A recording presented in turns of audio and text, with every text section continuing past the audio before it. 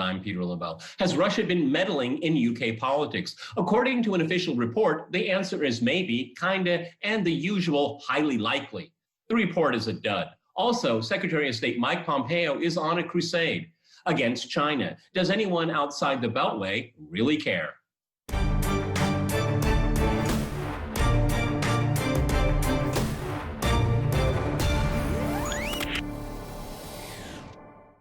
Cross-talking this and more, I'm joined by my guest in London, Marcus Papadopoulos. He's editor-in-chief of Politics First magazine. And we cross to Alexander Makiris. He's a writer on legal affairs, as well as editor-in-chief of theduran.com. All right, gentlemen, crosstalk rules in effect. That means you can jump in anytime you want, and I always appreciate it. Okay, let's go to Marcus in London. Marcus, I read the Russia report, and I couldn't help but get the feeling that it was kind of a cross-section of a BuzzFeed story and a Madison Avenue marketing proposal. Really kind of short on facts, high on accusations, and evidence-free. That's my conclusion. Go ahead, Marcus. I approach allegations, Peter, in a judicial way and in a way that a proper court of law would approach allegations, in that I expect, demand, in fact, evidence to support accusations. And if the evidence is not there, if the evidence is not forthcoming, then the case should be dismissed. Now, as a member of the Parliamentary Press Gallery, I made sure that I quickly acquired a copy of what has become known in Britain as the Russia report. And I will say this, Peter, at first glance, I was extremely dubious, because allegations of the nature which have been made by this committee of Parliament against Russia should really manifest itself in at least 100 pages. But the report was only 20 pages. That is a very strange event. Secondly, the report is full of traditional language of British officialdom, language such as the UK is committed to the rule of law, the UK is committed to upholding the international law-based system. The language of British officialdom, Peter, has for centuries deceived a great many people, both in Britain and abroad. Now, turning to the contents, there was no evidence whatsoever put forward to support the accusations against Russia. Indeed, in two separate paragraphs, it clearly stated there is no evidence to support that Russia interfered in the 2014 Scottish independence referendum. And in the second paragraph, it clearly stated that there is no evidence that Russia interfered in the 2019 general election in Britain. On that basis, Peter, there is no case to be heard, because there is no evidence corroborating these assertions against Russia. What we have seen in this report is part and parcel of a very well orchestrated and a very ruthless media, PR, and political campaign against Russia, because the Russia of today is not the Russia of the 1990s. The Russia of today is a Russia that has resurrected much of its Soviet-era superpower status, and that is what is behind this report. That is what is behind the fear of Britain and America. Alexander Makiris, one of the things we find very curious about it is that it essentially is demanding people like ourselves and our viewers to prove a negative, because they make a claim and they try to build a case to satisfy that claim, but they obviously don't.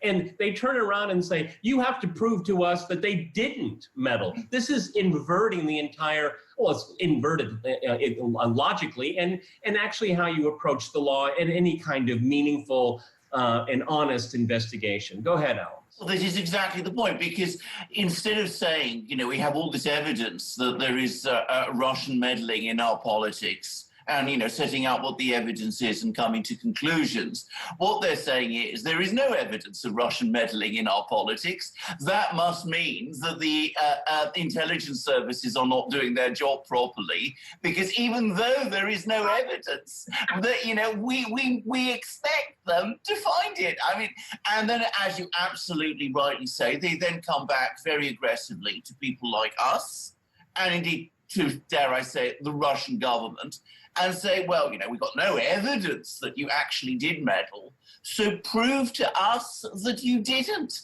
I mean, Marcus was talking about doing it, you know, a judicial approach. This is the opposite of a judicial approach. It's the world turned on its head. It says, we make this assertion. We bring in all these extraordinary, dubious witnesses, people like William Browder, Christopher Steele, people, you know, who have their own well-known views about Russia. We don't look beyond them. We don't even call in academics, for example, from British universities, people who, we know we've had them on our program. We don't look for them. We have this preconceived notion. We make an assertion. It's not an assertion, not an assertion of fact, but an assertion of belief, and then demand that the other person, the other side, proves us wrong. I mean, it's Alice in Wonderland stuff. You mentioned something. I want to kind of go deeper on it.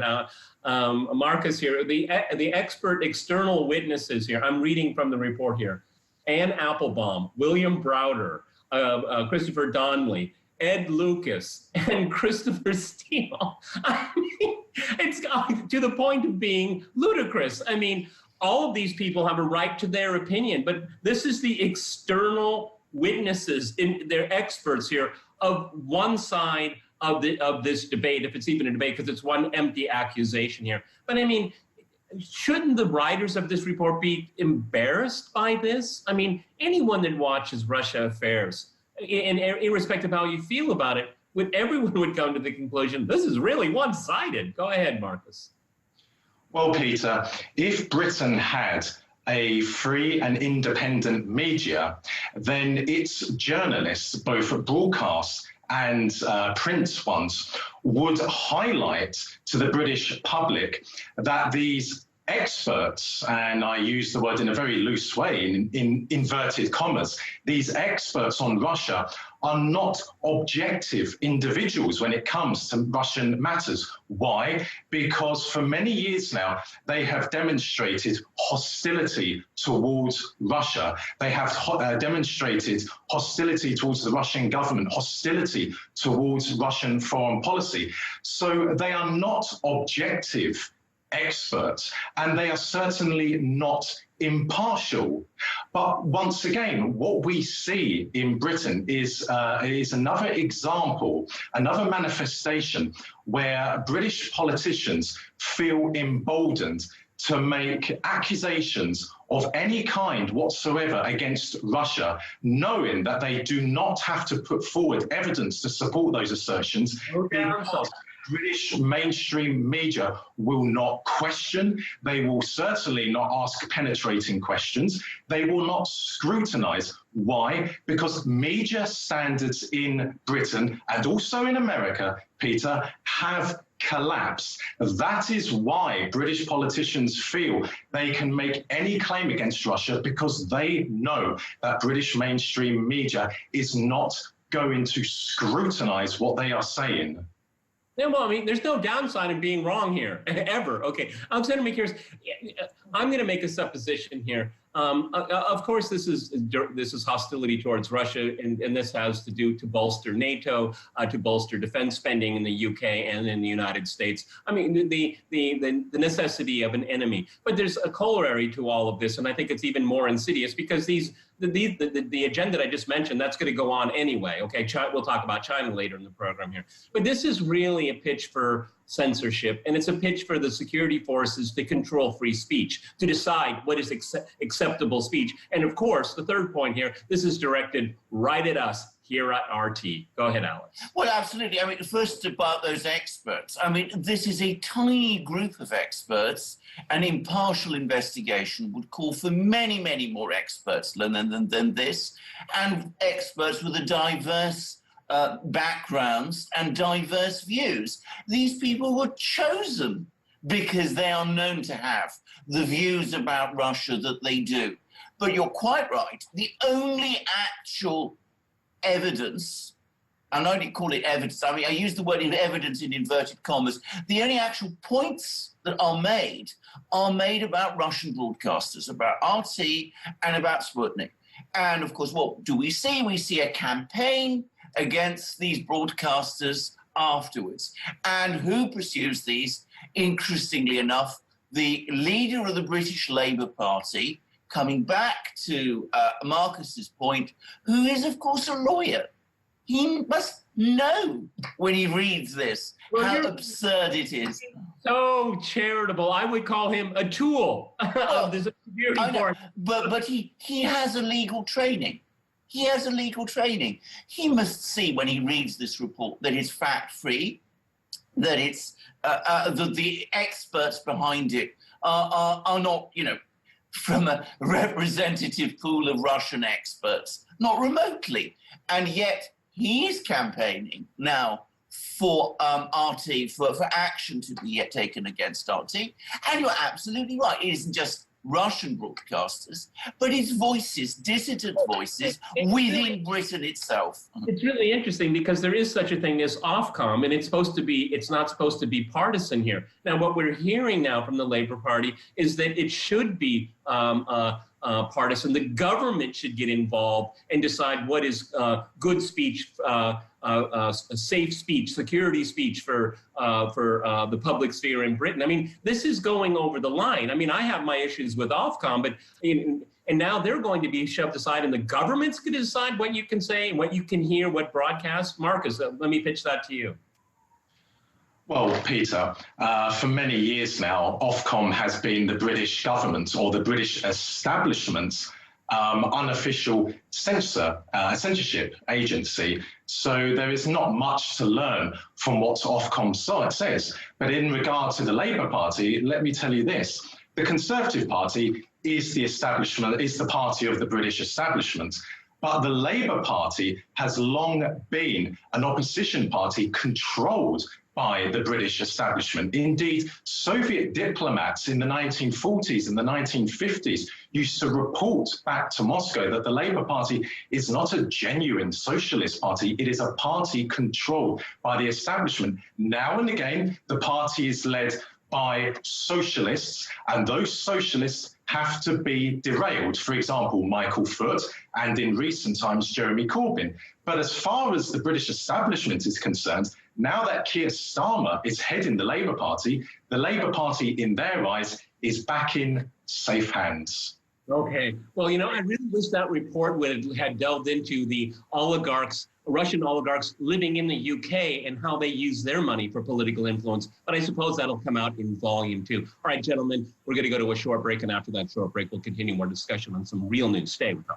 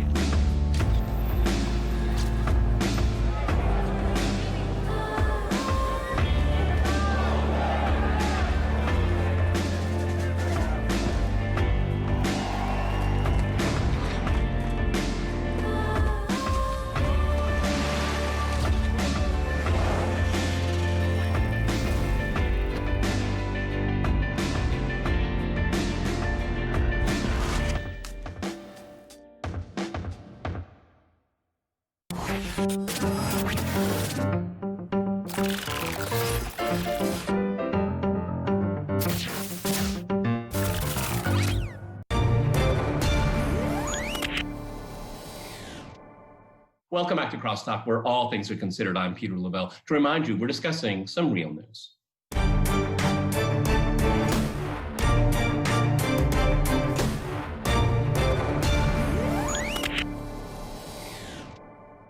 Okay, let's go back to London. Alexander Makiris. Mike Pompeo has been very bombastic, I would say, in the last few days here. He's taken a swing at Nord Stream, and also he's come out very loudly about China here. And let me quote you something he said here. It's really quite interesting to me. China ripped off our prized intellectual property and trade secrets, costing millions of jobs across America. Really, China did that? I thought American corporations did that. Maybe I got this wrong. Go ahead, Alex. Well, first of all, you're right about this. I mean, it was American corporations who decided to send their factories to China, not just to China, by the way, to Mexico, to Indonesia, to all kinds of places. That's supposed to be, their business decisions. America is the land of free enterprise, after all. That's the idea anyway. But seriously, I found Pompeo's speech extremely troubling and very, very concerning. I mean, it's unbelievably aggressive in its language. It paints a picture of China which is so dark. I mean, I'm not going to say that I don't recognize. I'm just. It should be familiar. It should be familiar, though. Oh, I know. Well, quite. But I mean, it's clearly leading into not just a sort of divorce between China and the US. It's clearly more than just jobs and issues of that kind. That's a demagogic aspect of this speech intended to rally American public opinion. It's clearly looking for a long-term confrontation with China, which is now being represented as basically the new Soviet Union. So we're back into all of that all over again. It's Cold War II with a vengeance. And I have to say, I think a lot of people in Europe especially will be looking at this and they will be, shaking their heads and sighing and saying to themselves, oh no, not again. Because this is what it is. Union's biggest trading partner is China. Let's remember that. Absolutely. Germany's biggest trading partner is China.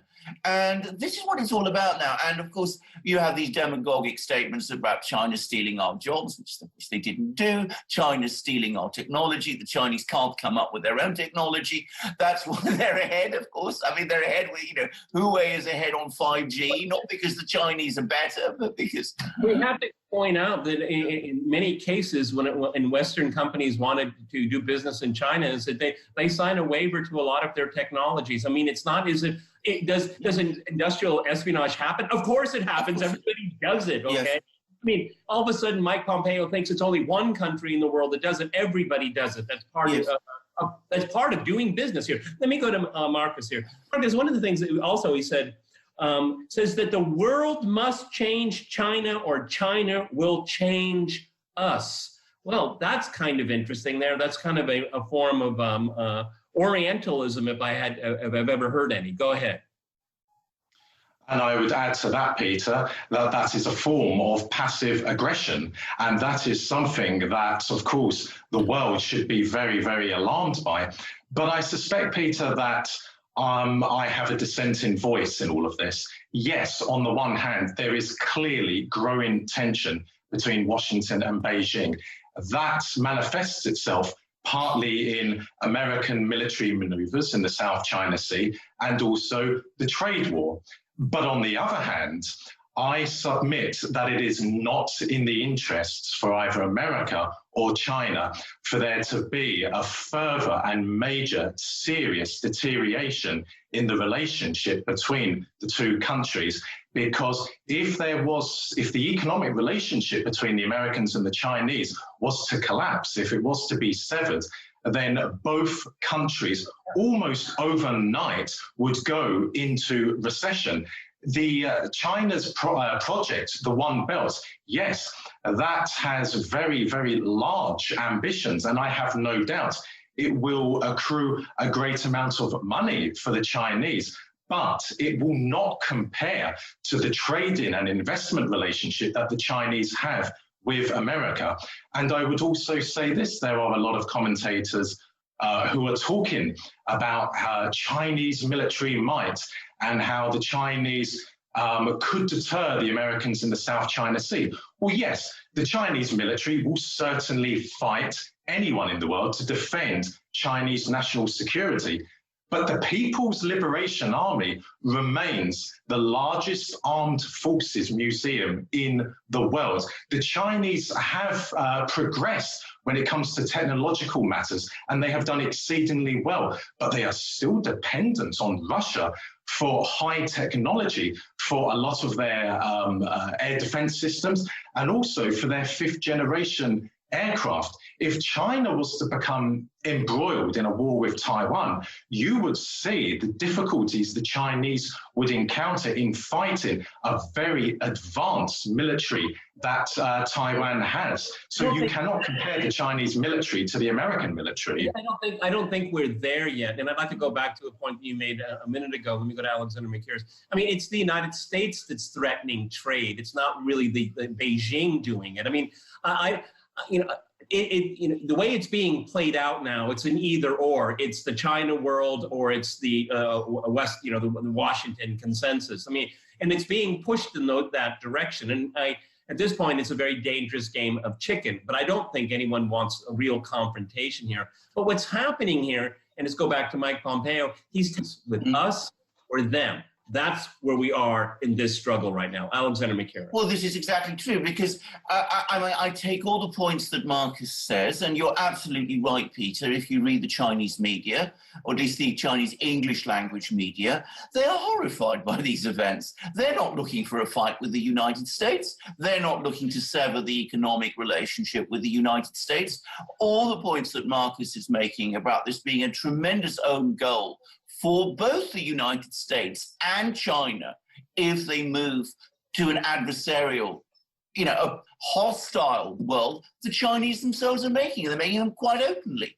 But the fact is, you are discussing this in a rational way, and there is not much rationality in Mike Pompeo's speech. There's not much rationality in US policy about China at the moment.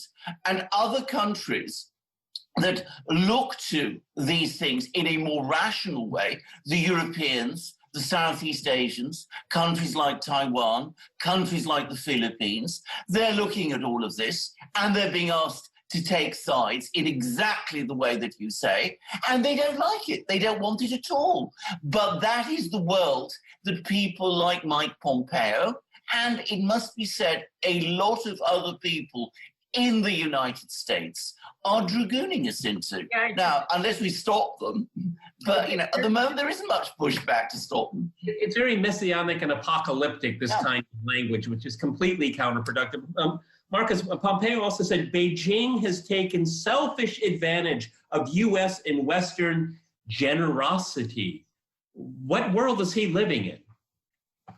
Well, this is the same individual, Peter, who once said openly that the CIA has overthrown foreign governments. Now, when Pompeo, or indeed other Western politicians, talk about generosity, well, I suppose generosity has been defined in their own terms. I don't think the Chinese would find it generous how the Americans and the British, or the special services of America and Britain, have interfered in Hong Kong and have orchestrated and have provided assistance to the militant protesters in Hong Kong. I don't think the Chinese, or indeed any other country in the world, would find it generous that the Americans have started redeploying elements of ISIS to the Xinjiang province, which is a restless Muslim province in the westernmost part of China. So, how on earth can Mike Pompeo make the assertion that America, or the West in general, has been generous? But then it takes me back to my point, which I made earlier on in this episode. Mike Pompeo is simply one Western politician who knows there is not going to be scrutiny with his comments when it comes to Russia or when it comes to China, because American mainstream media are simply a tool of the American establishment, and therefore they are not going to question him when it comes to China, because American mainstream media is neither free nor independent. They are used as a weapon, and I would say, Peter, they are the most potent weapon that the West has in its arsenal to attack countries in the world which pursue independent foreign policies. Yeah. Alexander Makiris, it's a very interesting confluence of events right now. We have the upcoming American presidential election. Donald Trump is way down in the polls. It appears, I think, that there's a growing consensus that his greatest weakness was his reaction to the corona virus plague. Of course, his administration is pointing all of the blame at China. The V recovery is not in the cards, or at least for the majority of people here. China just is a very convenient card to play right now, I would say, and it's convenient because there's no pushback, as Marcus was saying, but it's extremely dangerous because the interconnection, the coupling of the American economy to the China's economy is so very, very deep and intense. Nothing like it ever was with Russia, for example. Go ahead. Well, you're quite right. I mean, the atmosphere in the United States at the moment is extremely fevered. And obviously there is a political dynamic. There's a domestic political dynamic. You make China the scapegoat for America's failure to deal with the virus outbreak. In fact, this part of the Pompeo's speech actually touches on this. It's all China's fault that, things have happened in the way that they have happened. And the fact that China dealt with the virus outbreak much more effectively than the US has done is another issue. But we must understand two things about this. Firstly, the drift towards confrontation with China has been happening for some time.